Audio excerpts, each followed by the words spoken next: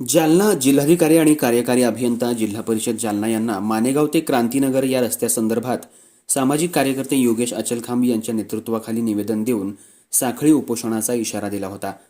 दिलेल्या मुदतीत प्रशासनानं कोणतीही कार्यवाही न केल्यामुळे सामाजिक कार्यकर्ते योगेश अचलखांब यांच्या नेतृत्वाखाली मानेगाव खालसा, मानेगाव जहागीर, गणेशपूर, क्रांतीनगर इथल्या समस्त रहिवासी आणि नागरिकांनी एकत्रित येऊन जिल्हाधिकारी कार्यालय जालना इथं साखळी उपोषण सुरू केले।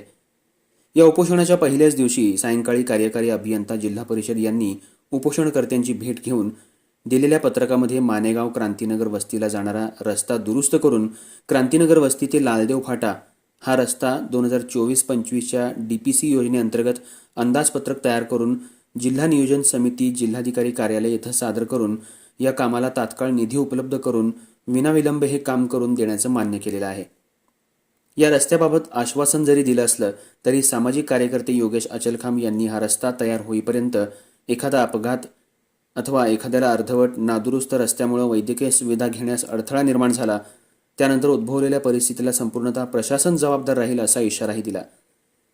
या रस्त्याचा प्रश्न लवकरात लवकर निकाली काढून या परिसरातल्या तमाम नागरिकांच्या होणाऱ्या मानसिक, शारीरिक, आर्थिक त्रासापासून मुक्तता करावी अशी विनंती करून संबंधित काम तात्काळ न झालं तर सर्व नागरिक, गावकरी हे पुन्हा तीव्र स्वरूपाचं आंदोलन उभं करतील असा गंभीर इशाराही देण्यात आला। या रस्त्याच्या मागणीबाबत वंचित बहुजन आघाडी जालना यांच्या वतीनं पाठिंबा जाहीर केलेला असून जनतेचा प्रलंबित रस्त्याचा प्रश्न तात्काळ सोडवून जनतेला या अडचणीतून लवकर सोडवावं अशा प्रकारचं आवाहन वंचित बहुजन आघाडीच्या वतीनं करण्यात आले। अन्यथा वंचित बहुजन आघाडीला या आंदोलनकर्त्यांच्या सोबत एकत्र येऊन तीव्र स्वरूपाचं आंदोलन उभं केलं जाईल याची नोंद प्रशासनानं घ्यावी असं आवाहन तालुकाध्यक्ष भानुदास रंगनाथ साळवे आणि वंचितच्या पदाधिकाऱ्यांनी केलं आहे। आमच्या मागण्या अशा आहे की जालना जिल्ह्यातील जालना तालुक्यामध्ये मानेगाव गाव आहे। मानेगावात एक वस्ती आहे, क्रांतीनगर ही वस्ती आहे। मानेगावपासून क्रांतीनगर वस्तीला जाणारा जो रस्ता आहे आणि तिथून लालदेव फाट्याला जातो तो रस्ता भरपूर खराब झालेला आहे। त्या रस्त्याला कोणती गाडी जात नाही। आम्हाला रात्रीच्या वेळेला जर ॲम्ब्युलन्स आणायचे काम पडलं, काही दुखासुखाचा जरी प्रश्न असला तरी तिथं ते ॲम्ब्युलन्स येत नाही। ॲम्ब्युलन्स आणायची झाली तर 5 किलोमीटर अंतरावर जाणं लागतं। ह्या आमची शेतकऱ्याची अशी परिस्थिती आहे, कोणताही वाहतुकीचा माल काही जर मोंढ्याला आणायचं असलं जालना तालुक्याला तरी तिथं आणता येत नाही अशी परिस्थिती। आमच्या त्या रस्त्याला अनेक अपघात झालेले आहे।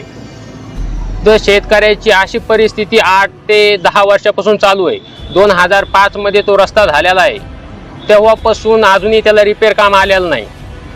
त्या उद्देशाने आम्ही जिल्हा अधिकारी कार्यालयासमोर साखळी उपोषणास बसलेलो आहेत। जर साखळी उपोषणात जर जिल्हा अधिकारी साहेब आणि कार्यकारी अभियंता जिल्हा परिषद हे जर आमच्या मागण्या जर पूर्ण करीत नसतील तर आम्ही इथंच आत्मदहन करू शकतो। हे आमच्या सर्व शेतकरी करू शकतात। त्यामुळे आम्ही इथं 50 शेतकरी आज आलेलो आहोत आणि अनेक शेतकरी येऊ शकतात अशी आमची मागणी आहे। माझं नाव योगेश अचलखांब।